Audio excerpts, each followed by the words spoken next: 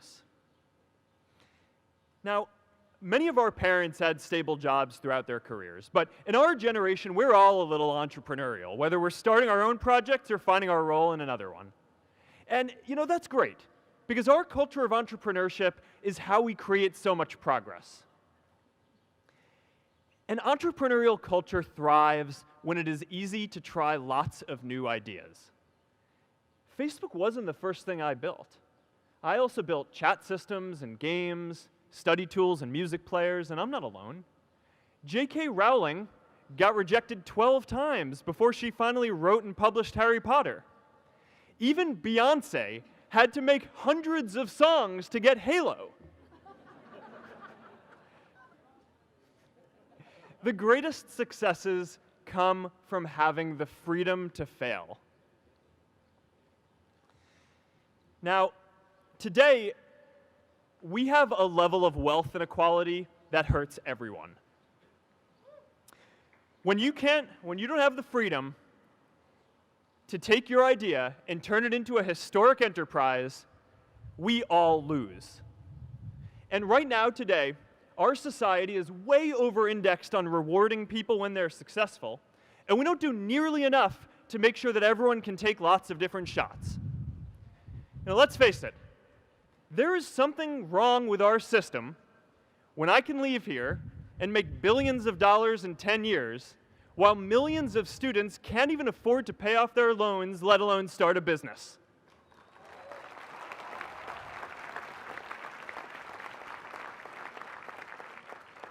Look, I know a lot of entrepreneurs, and I don't know a single person who gave up on starting a business because they were worried they might not make enough money.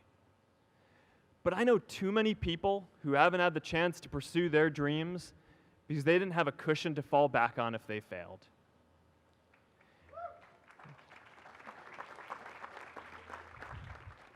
We all know you don't get successful just by having a good idea or working hard.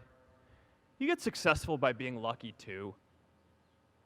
If I had to support my family growing up instead of having the time to learn how to code, if I didn't know that I was going to be fine if Facebook didn't work out, then I wouldn't be standing up here today. And if we're honest, we all know how much luck we've had to get to this point in our lives. Every generation expands its definition of equality. Previous generations fought for the vote and civil rights. They had the New Deal and Great Society. And now it's time for our generation to define a new social contract.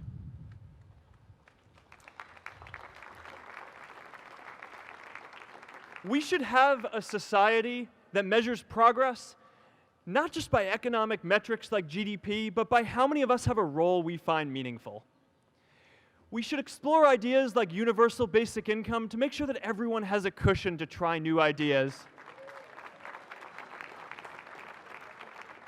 We're all going to change jobs and roles many times, so we need affordable childcare to get to work and healthcare that's not tied to just one employer. And we're all going to make mistakes. So we need a society that's less focused on locking us up and stigmatizing us when we do. And as our technology keeps on evolving, we need a society that is more focused on providing continuous education through our lives.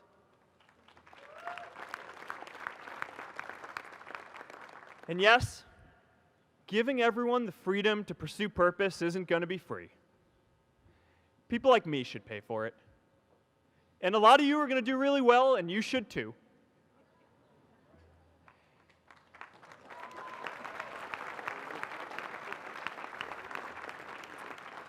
That is why Priscilla and I started the Chan Zuckerberg Initiative and committed our wealth to promoting equal opportunity.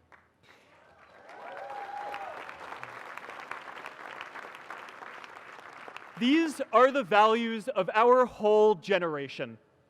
It was never a question of if we were going to do this. The only question was when. Millennials are already one of the most charitable generations in history. In just 1 year, more than 3 in 4 US millennials donated to charity, and more than 7 in 10 raised money for another one. But it's not just about giving money. You can also give time. And I promise you, if you just take an hour or two a week, that's all it takes to give someone a hand and help them reach their potential. Now, maybe you're thinking, that's a lot of time. I'm not sure if I have that much time. I used to think that. You know, when Priscilla graduated from Harvard, she became a teacher. And before she'd do education work with me, she told me that I needed to get my own experience teaching a class. At first, I complained. I said, I'm kind of busy. I'm running this company. But she insisted. So I taught an after-school program at the local Boys and Girls Club on entrepreneurship. I taught those kids lessons on product development and marketing, and they taught me what it was like growing up feeling targeted for your race, and what it's like having a family member in prison. I shared stories of my time in school, and they shared their hope that one day they would get to go to college too. For 5 years, I've had dinner with those students every month. One of them even threw Priscilla and me our first baby shower. And next year, they're going to college. Every one of them, first generation in their families. We can all make time to give someone a hand. Let's give everyone the freedom to pursue purpose, not just because it's the right thing to do, but because when more people can turn their dreams into something great, we are all better for it.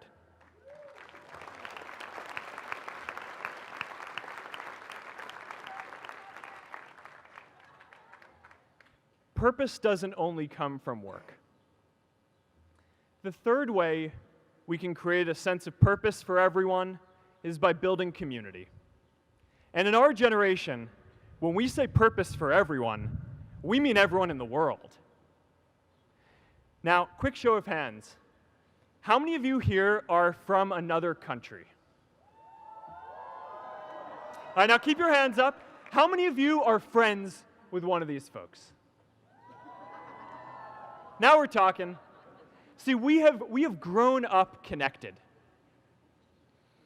In a recent survey of millennials around the world, asking what most defines our identity, the most popular answer wasn't nationality, ethnicity, or religion. It was citizen of the world. That's a big deal. Every generation expands the circle of people we consider one of us. And in our generation, that now includes the whole world. We understand that the great arc of human history bends towards people coming together in ever greater numbers, from tribes to cities to nations, to achieve things that we could not on our own. We get that our greatest opportunities are now global. We can be the generation that ends poverty, that ends disease. And we get that our greatest challenges need global responses too. No country can fight climate change alone or prevent pandemics. Progress now requires coming together, not just as cities or nations, but also as a global community. But we live in an unstable time. There are people left behind by globalization across the whole world. And it's tough to care about people in other places when we don't first feel good about our lives here at home. There's pressure to turn inwards. This is the struggle of our time.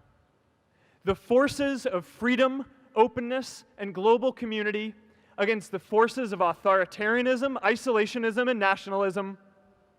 Forces for the flow of knowledge, trade, and immigration against those who would slow them down. This is not a battle of nations. It is a battle of ideas. There are people in every country for more global connection, and there are good people against it. And this isn't going to be decided at the UN either.